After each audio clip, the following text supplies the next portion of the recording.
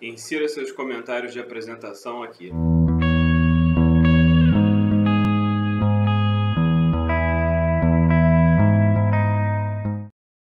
No vídeo anterior, eu falei sobre o número de homicídios totais e os homicídios legais causados pela lei, pela polícia. Vou tentar colocar um link aqui, eu nunca fiz isso, em algum lugar da tela deveria ter um link agora, para você ver a parte 1, caso você não tenha visto e o assunto te interesse. De qualquer maneira, se não aparecer o link, não se preocupe, na descrição deste vídeo aqui vai estar o link para o vídeo anterior.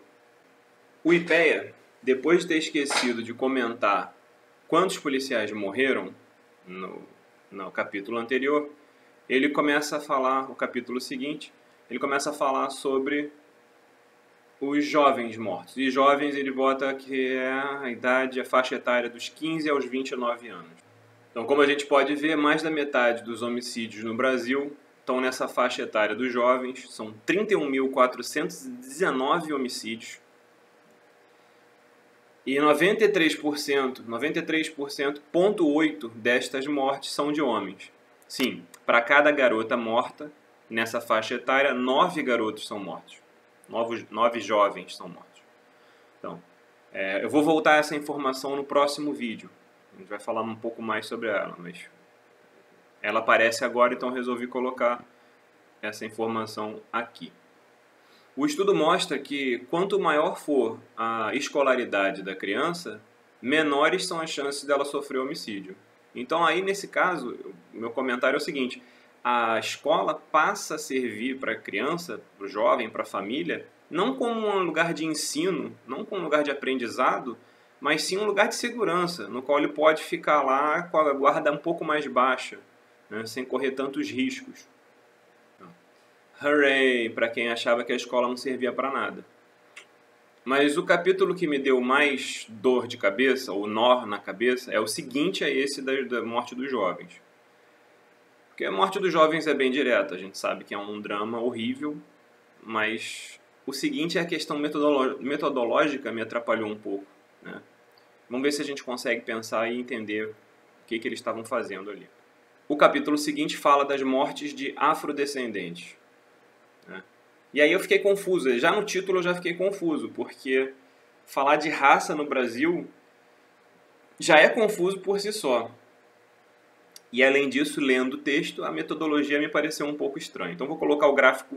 No primeiro gráfico desse capítulo, o estudo diz: aos 21 anos de idade, pretos e pardos possuem 147% a mais de chances de ser vitimados por homicídios em relação a indivíduos brancos, amarelos e indígenas.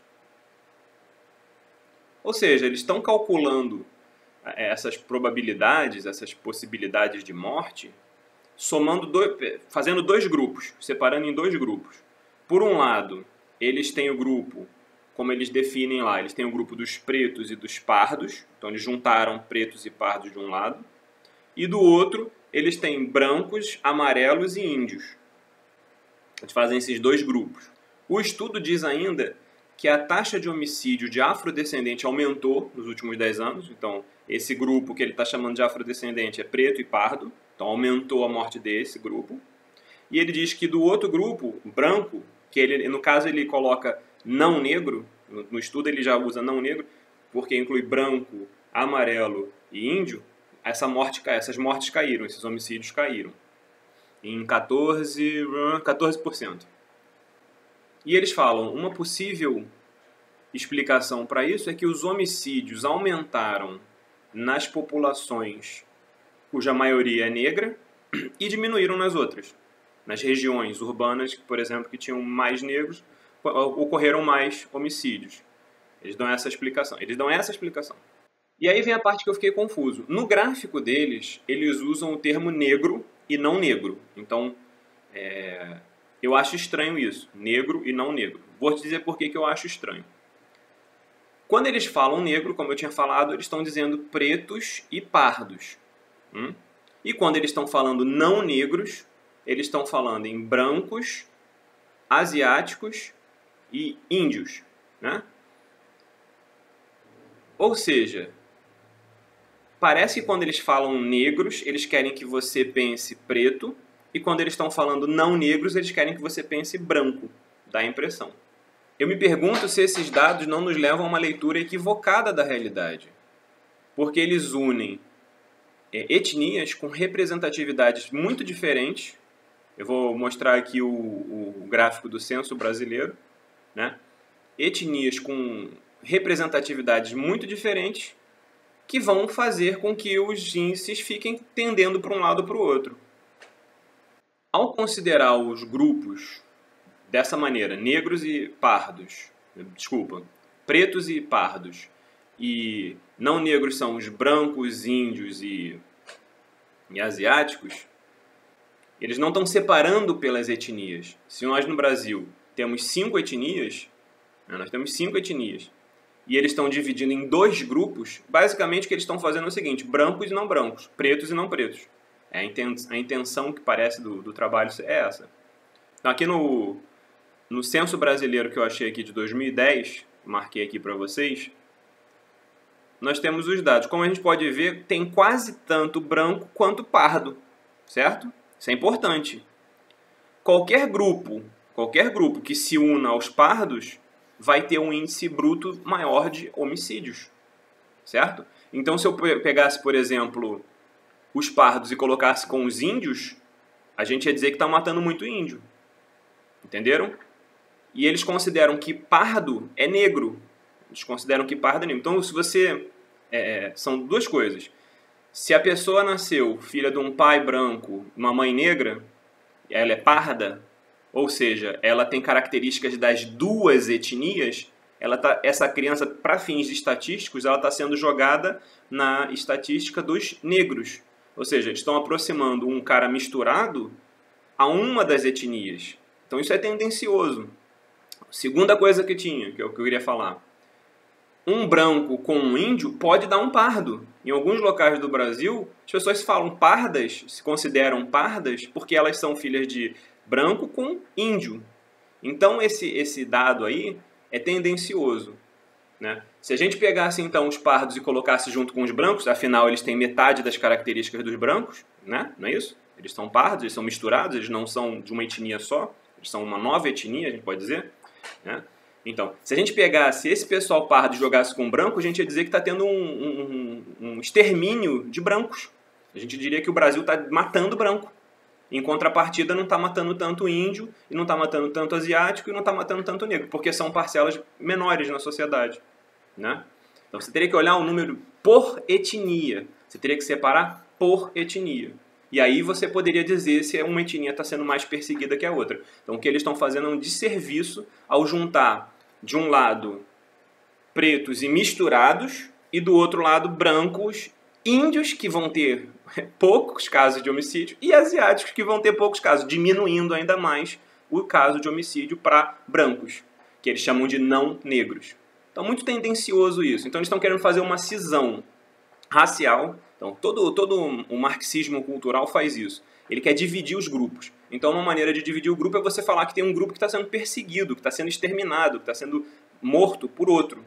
E aí todo mundo vai falar, não, realmente é injusto, eu tenho que fazer alguma coisa. Vamos fazer políticas para ajudar aquele outro grupo que está sendo destruído.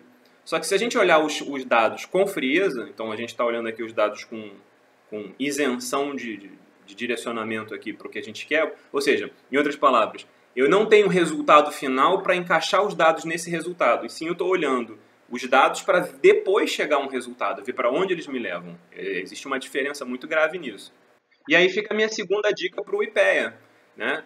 Já que parece que eles estão com dificuldade na metodologia deles, então fica a minha segunda dica aqui. Separem por etnias. Já que vocês acham importante dividir os grupos e analisar a morte por etnia, faz o seguinte, separa por etnia. Então mostra um gráfico para ver os brancos, mostra outro para os negros, ou melhor dizendo, como eles falam ali, pretos, faz outro para os pardos, separa os pardos dos pretos, faz a separação, separa os índios dos brancos e separa os asiáticos dos brancos e dos índios. Faça esse favor, que de repente a gente vai ter um gráfico mais condizente com a realidade do Brasil.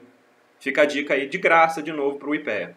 Fazendo essa separação, a gente vai poder ver se o título do capítulo condiz ou não com a realidade. Aí você me pergunta, qual é o título desse capítulo? Então o título do capítulo é Homicídios de Afrodescendentes. E eles falam assim, são muito afrodescendentes que estão morrendo, é uma coisa absurda e tal. Então, como é que a gente vai considerar o pardo afrodescendente se ele também tem uma outra etnia misturada no sangue dele? Né? Então é um racismo também fazer isso. Além de tudo, é um racismo fazer isso. Considerar que o cara não tem a etnia branca no sangue dele. Se ele é uma mistura, ele tem, meu amigo. Desculpa falar a verdade, desculpa incomodar vocês, mas é o fato. São os fatos.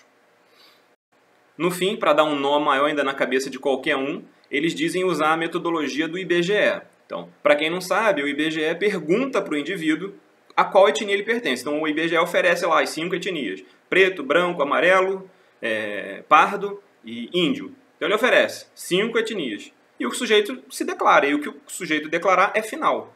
Não tem conversa. O censor do IBGE não vai falar assim, ah, não, o senhor é pardo, não, o senhor é branco. Não, eles aceitam. Né? É final a resposta. Será que o IPEA usou a mesma metodologia do IBGE? Será que eles perguntaram para os mortos qual é a etnia deles? Para fechar o vídeo de hoje, segunda parte da violência, uma curiosidade. Sempre que possível eu vou trazer a curiosidade para vocês de grego. Então, a palavra etnia vem do grego ethnos e quer dizer povo, raça, nação, tribo. Fiquem com Deus.